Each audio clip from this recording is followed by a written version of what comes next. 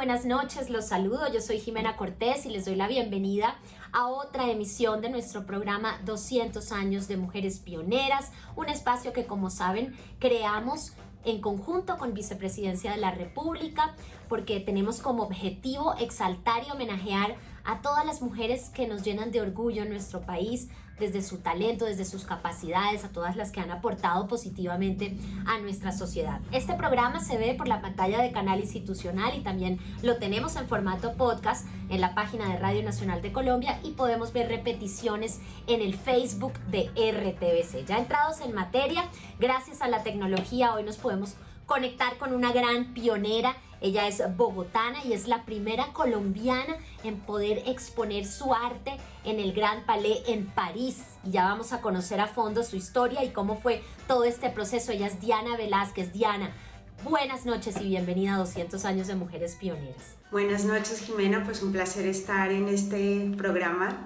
y bueno, pues muy contenta de poder conversar contigo hoy. Tú naciste en Bogotá y quisiera saber algún recuerdo o anécdota de tu infancia. ¿Cómo fueron tus años escolares cuando pequeña? Bueno, pues sí, la verdad es que los recuerdos que tengo del colegio son muy buenos. Yo estudié en el Liceo Francés de Bogotá. Yo, digamos, desde pequeña pasaba mucho tiempo dibujando. Me aburría bastante.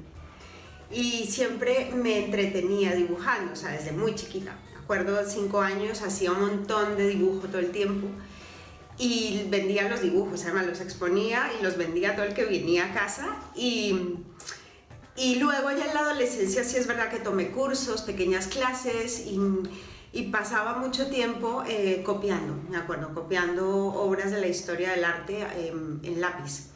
Y a los 15 años yo ya sabía que iba a estudiar Bellas Artes, aunque no sabía en lo que me metía, pero por lo menos ya había decidido la carrera. Y me imagino que como te veían desde pequeña, inclinada a las artes, tu familia te apoyó cuando ya formalmente y te gradúas y les comentas que tomas la decisión de estudiar artes plásticas en la Universidad de los Andes. ¿Cómo fue eso? Fue un poco más, o sea, se lo tomó como mejor mi padre. Mi madre tenía sus dudas porque me acuerdo perfectamente que me preguntó que si yo tenía claro de qué iba a vivir si estudiaba Bellas Artes. Me acuerdo que me lo preguntó. Mi padre no comentó nada sobre el futuro que me esperaba, pero pues me dijo que estudiara lo que quisiera. Si eso era lo que yo quería, pues nada. Entonces yo empecé primero en la Javeriana, que entonces eran cursos libres de arte. Pero no sé, como que no conecté un poco con las asignaturas que tomé ese primer semestre y me fui. Y me volví a presentar en este caso a los Andes y entré y empecé pues a estudiar ahí. Y la verdad muy contenta con el enfoque que tenía la facultad en ese momento. Eso al principio para mí era como, no sé, como cuando uno empieza a tomar clases de cocina, ¿no? Que empieza a descubrir cómo se mezclan unos sabores y entonces sale un resultado increíble, ¿no? Pero luego ya hacia, digamos, el final de la carrera, cuando empezamos a tomar lo que se llamaban talleres verticales, que era que uno tenía más o menos que empezar a hacer solo, bueno, con la guía del profesor de esa asignatura, un proyecto, que es, digamos, como se trabaja hoy en día normalmente, ¿no? Un artista genera proyectos más que obras sueltas. Pues para mí eso fue ya como darme cuenta realmente de que esto tenía como todo un proceso, ¿no? No solo conocer la técnica, sino tener una idea, saberla llevar a cabo y que ese resultado final no sea lo mismo que coger y leer una noticia, sino que te haga pensar de la misma forma, pero a través de un planteamiento formal, ¿no? Y muy reflexionado. Entonces, para mí fue... La carrera yo me la disfruté entera, porque todo lo que vi me gustaba.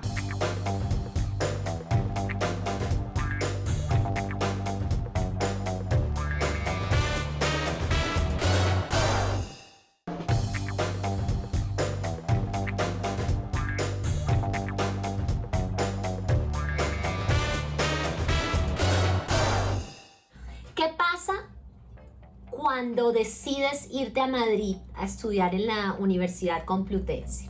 ¿Qué pasó primero en Colombia antes de irte? ¿Cómo fue todo el proceso? Cuéntanos. Sí, pues mira, justo un año antes de graduarme, que es cuando tú empiezas el anteproyecto y el proyecto de grado, yo paré la carrera, no tenía que pedir un permiso y me fui a Nueva York.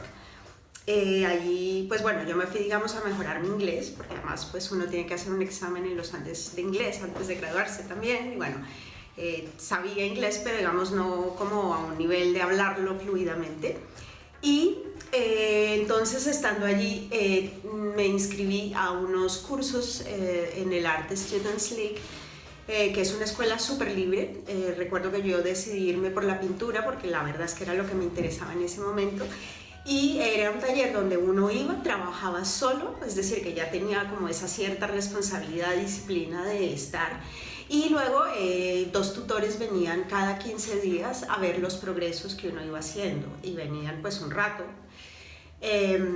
Y para mí ese trabajo, digamos, de soledad, de plantearme un proyecto sola allí, con distancia, del ambiente que venía viviendo en toda la carrera, fue muy importante porque fue la primera vez que hice un proyecto, digamos, con contenido político, que es lo que yo hago. Entonces, creo que ahí como que se me abrió el tercer ojo y me di cuenta que yo tenía muchas cosas por dentro que decir, y la verdad que fue un proyecto sobre la violencia de Colombia.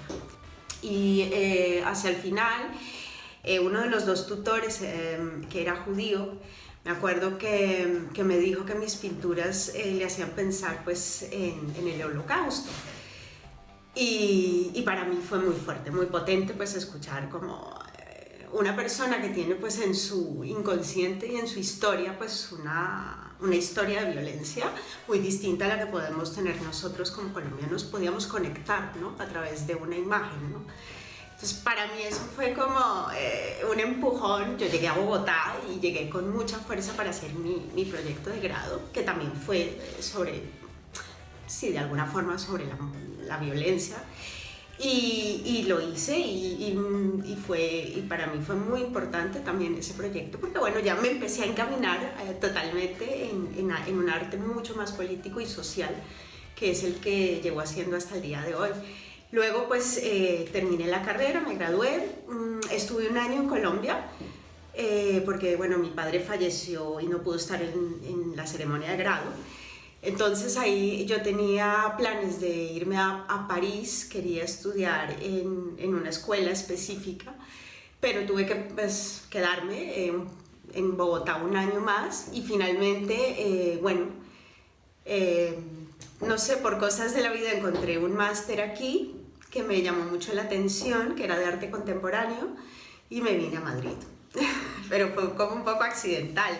Sí, fue como una serendipia también, porque si no estoy mal, allí también encontraste el amor y te hiciste madre y tienes 2 hijos, estás casada y comienza todo, ¿cierto? Sí, efectivamente es como otro capítulo de mi vida, como un renacimiento, ¿no? Yo creo mucho en las pequeñas muertes en la vida y en los pequeños renacimientos también, y efectivamente empezó una vida totalmente diferente a lo que yo había vivido en Colombia o a la historia que tenía. Porque ya no era pues la hija con sus padres, sino que pues vine sola, no conocía absolutamente nadie en Madrid. De hecho me quedé en la primera semana en el apartamento de una persona que era amiga de una amiga. Y llegué aquí en el 2004, hice el máster que duró un año. Bueno, 9 meses en realidad, y luego pues la verdad es que me pareció poco estar solo 9 meses, porque además habían sido 9 meses como muy concentrada en el máster, que era a la vez teórico y al mismo tiempo había que hacer un proyecto final plástico. Entonces, bueno, un poco llevada por un profesor de los que tuve, me inscribí en el doctorado. Él me dijo, yo quiero ser su tutor, haga una tesis, métase al doctorado. Y yo, bueno, venga. Entonces me metí al doctorado y así me fui quedando, no sé, empezaron a pasar cosas que al final pues conocí a un chico en 2008 y nos casamos 2 años después. Entonces, bueno. Y hoy pues tenemos 2 hijos, Nicolás y Lucas, que tienen 10 y 5 años, y ellos son lo más importante de mi vida junto al arte. son lo más importante para mí y los adoro a los tres. ¿Cómo es para que llegues a hacer la obra La Espera, que tengo entendido que primero fue expuesta en Gijón? Cuéntanos de eso y cómo fue esa conexión. Justo eso es uno de los concursos a los que me presenté. A mí me habían hablado de ese concurso que llevaba en ese momento, bueno, era la convocatoria 19 años. Y me presenté, es un concurso donde 3 artistas presentan un proyecto a un espacio en concreto de Asturias. Y yo lo presenté a un espacio que era al aire libre, era un patio dentro de un edificio de la época franquista que es muy impresionante, es muy grande, y el patio pues es bastante grande, es muy bello, es un edificio protegido. Y presenté un proyecto que partió de otro que empecé a hacer y que estuvo en Bogotá, en el Museo de Arte Contemporáneo, que era una cola. Estaba pensando sobre la idea de esperar en la época contemporánea, que ya no es lo mismo que esperar para subirse al avión, esperar las urgencias, sino que hoy la gente espera pues para cosas un poco más vitales, ¿no? Como pedir un asilo político, los sirios, o poder comer en Venezuela. Entonces yo en Bogotá hice una cola como de gente indistinta, pensando un poco pues en Venezuela sobre todo. Y luego para Gijón, como ya estaba en el confinamiento, cuando escribí el proyecto pensé en una cola de gente mayor, porque ya en ese momento, que era abril del 2020, mucha gente mayor había muerto, por lo menos aquí en Europa, confinada. Entonces yo simplemente lo que hice fue darle un poco la vuelta. En lugar de usar gente indistinta, hice retratos de gente mayor, y luego pues estudié un poco cómo era el patio. Al ser un patio protegido, pues no se puede ni pegar, ni taladrar, ni usar una cinta pegante, pues, ¿qué quiero decir? Entonces lo que hice fue imprimir esos retratos en unas lonetas que sirven para exterior, como las que se usan en publicidad, y ponerlas, envolver cada una de las 10 columnas que tiene el patio con un retrato. Y pues bueno, al final cuando uno ve pues el proyecto, parece efectivamente que estoy guardando la distancia de seguridad por la distancia entre las columnas. Bueno, ahí se creó como un bulo alrededor como de cómo fue la parte de poder poner en escena la obra, que parecía que yo lo había todo pensado, pero bueno, no, realmente yo seguía planteando la idea de esperar, pero que en el caso de la pandemia pues para la gente mayor fue un poco dramática, y entonces el proyecto fue seleccionado. Entonces estuvimos una artista argentina, un artista español y yo seleccionados y premiados en ese concurso. Una vez se expuso, que estuvo un mes en el Patio Corintio, en la Laboral, me contactó una persona del Juan Palais para decirme que había visto la nota de prensa de lo que había pasado en Gijón y que le gustaría presentar el proyecto al comité de selección del Juan Palais. Bueno, pues yo no lo podía creer, porque me parecía como, ¿no?, de esas cosas mágicas, ¿no? Como si hicieras alquimia de repente y te viniera, ¿no? Tú no tienes que buscar. Y bueno, no, al final pues sí, digamos que pasó evidentemente un proceso de selección entre muchos más proyectos que ellos reciben todos los años, pero coincidía que el Juan Palais, en su fachada oeste y este, pues también tiene la misma estructura de columnas. Entonces encajaba bien, era exterior, se podía, digamos, replicar el proyecto. Y además pues París estaba viviendo un confinamiento importante. De hecho el proyecto se presentó allí mientras la gente estaba confinada, entonces fue también una experiencia rara estar en la calle, todo el tiempo en la calle, de pie en invierno y sin ver a nadie, sin poder ni siquiera sentarse a almorzar, porque uno solo podía ir a comprar la comida y lo sacaban del local, ¿no? Pero fue súper bello también y muy representativo que se pudiera mostrar en ese momento de un confinamiento tan duro, y que también en Francia culturalmente se puede decir, o se hablaba de un confinamiento cultural, porque todos los museos cerraron también. Yo fui sola, pues estuve, me parece que fueron 4 o 5 días, entonces yo me quedé en un hotel al lado de los Campos Elíseos y me iba andando al Grand Palais todos los días. Estuvimos pues esos 5 días, el curador que llevó toda la idea fue Vincent Poussou, digamos todos los detalles, y luego también había una directora de gestión del proyecto. Y bueno, pues estuve eso, todo el tiempo como del Grand Palais al hotel y del hotel al Grand Palais sola. Lo que te digo, no, fue bastante un viaje realmente de trabajo, de estar pues con las indicaciones de cómo montarlo, del orden de los personajes. Luego también estuve atendiendo periodistas que se acercaron allí, la agencia F, periodistas de Latinoamérica, pero bueno, fue realmente ir a trabajar. Ir a trabajar, pero cumplir un sueño. Yo quiero saber en qué momento tú caes en cuenta y dices, un momento, yo soy la primera mujer colombiana que expongo en este lugar emblemático que es el Grand Palais, después de Fernando Botero, que en el 92 tuvo una exposición solo, pero tuvo la primera mujer. ¿En qué momento caes en cuenta de que te conviertes en pionera, por eso estás aquí, y cómo fue esa sensación?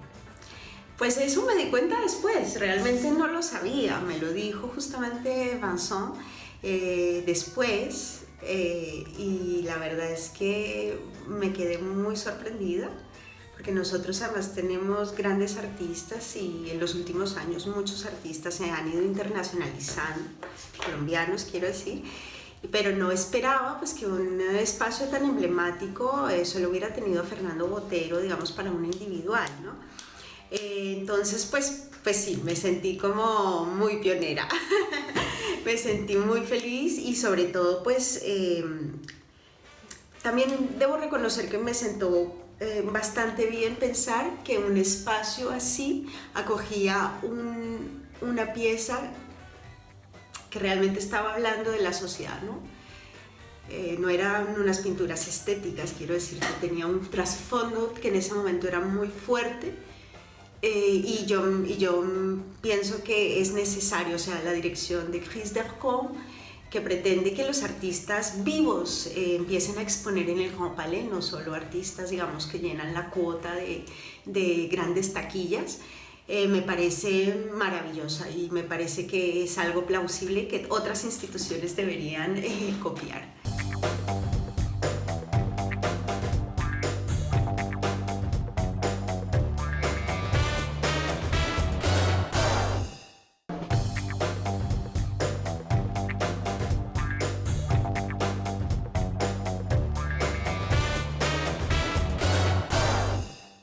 Diana, yo quiero contarte que en el programa 200 años de Mujeres Pioneras siempre guardamos unos minutos para recordar y hacer un homenaje a las mujeres que fueron las primeras en atreverse a ser valientes, como lo hiciste tú, que fuiste tras tus sueños.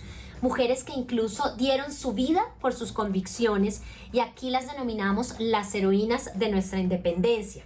Y te voy a hablar de la heroína de hoy. Ella es Rosa Florido, heroína bogotana notable por su amor a la patria y por su gran caridad. Ella facilitó la fuga del general Sardá y lo ocultó hasta que fue descubierto y asesinado. Ella murió en la indigencia. ¿Qué opinas de Rosa Florido, Diana? Efectivamente, yo creo que ya estamos en un momento en el que las mujeres lo que queremos es justamente que el hombre nos apoye y ser nosotras quienes podemos, digamos, apoyarnos, sostenernos en los hombres para poder llegar a donde queremos, ¿no?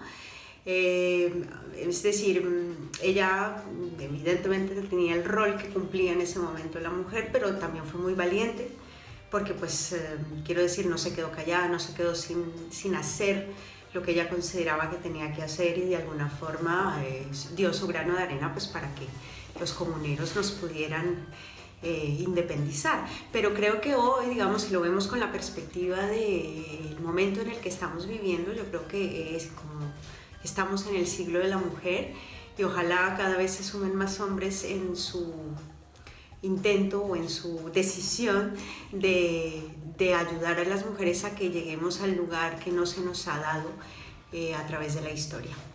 Yo quiero pedirte, Diana, antes de despedirnos, que les des una palabra de ánimo y aliento a los artistas colombianos, que puedan ver tu recorrido. Aquí entendimos un poquito cómo llegaste a donde estás en este momento, que todavía tienes muchos más sueños, que te encanta reflejar la actualidad y la problemática de la sociedad en la humanidad a través de tu talento, con tus manos, y que lo has logrado poco a poco. Ahí vas y vas muy bien. Entonces yo quiero que los animes a que no desistan, porque sabemos que hay mucho talento en Colombia. Sí, no, yo creo que si uno ha tomado la decisión del que uno no puede vivir sin el arte, que es lo que suele pasar, tiene que seguir porque uno puede hacer magia, es decir, puede haber momentos en que uno se arrepienta o diga ya no puedo más, pero no, hay que seguir. Y yo creo que el tiempo y el esfuerzo son energía, y esa energía finalmente llega a algún sitio que es el que uno tiene y tiene que tener todo el tiempo en mente, ¿no? Ese objetivo, hasta dónde quiero ir, a dónde quiero llegar, y seguir. Uno siempre obtiene lo que desea y lo que se merece, y seguro que el esfuerzo siempre va a valer la pena.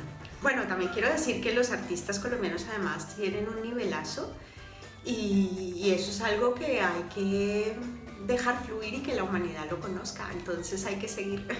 Y tú les has abierto una brecha, una puerta muy grande con tus logros, sobre todo también a las mujeres artistas de Colombia. Por eso te agradecemos por haber tomado el tiempo aquí en tu agenda para conectarte con nosotros, para contarnos tu historia, y gracias por inspirarnos con tu talento. Muchísimas gracias por la entrevista y encantada de haber podido conversar contigo. Yo también me quiero despedir de nuestros televidentes de Canal Institucional, de los que se conectan con nosotros en nuestro formato podcast a través de la página de Radio Nacional de Colombia, y de todos los que nos escuchan o nos pueden ver por el Facebook de RTBC. Mi nombre es Jimena Cortés y esto es 200 años de Mujeres Pioneras. Ya saben que tenemos una cita la próxima semana con otra gran pionera. Buenas noches.